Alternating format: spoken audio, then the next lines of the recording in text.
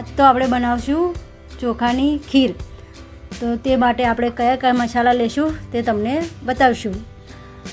તો અમારી આ રેસીપી પર તમે નવા આવ્યા હોય તો મારી યુટ્યુબ ચેનલને લાઈક કરજો, શેર કરજો અને સબસ્ક્રાઈબ કરજો. જય સીતારામ, જય માતાજી.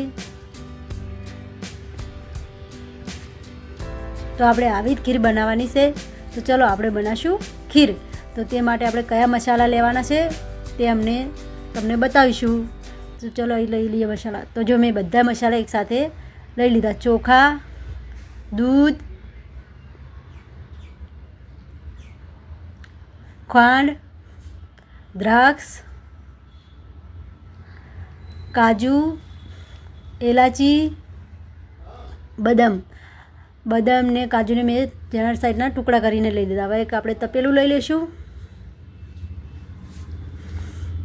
તેમાં આપણે 3 ગ્લાસ જેટલું પાણી વેડીશું.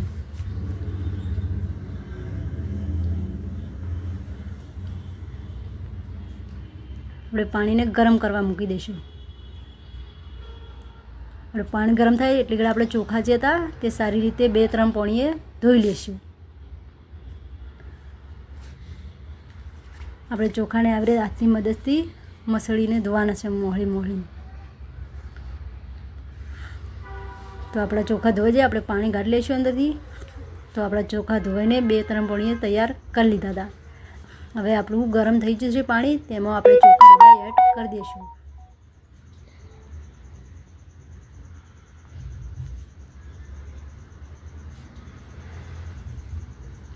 હવે આપણે ચોખાને છે ને ઢાંકણ ઢાંકીને 10 મિનિટ સુધી થવા દઈશું.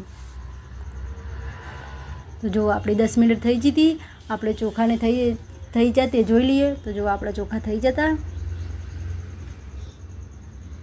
એમાં આપણે દૂધ વેડી દઈશું 1 લીટર જેટલું. હવે એને સારી રીતે મિક્સ કરી દઈશું.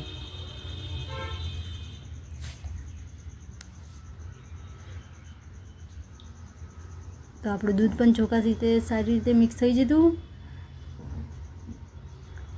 હવે આપણે છે ને એને થોડું ગરમ થવા દઈશું.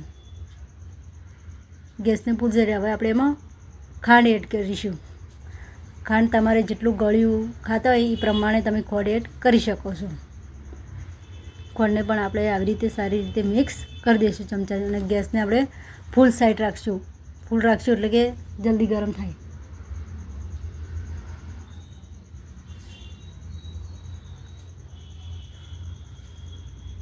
તો આપણે ગેસને બંધ કરી દઈશું અને એમાં આપણે બદામ એડ કરીશું, કાજુ, દ્રાક્ષ, એલાચી પાવડર, તે બધાને પણ સારી રીતે આપણે મિક્સ કરી દઈશું.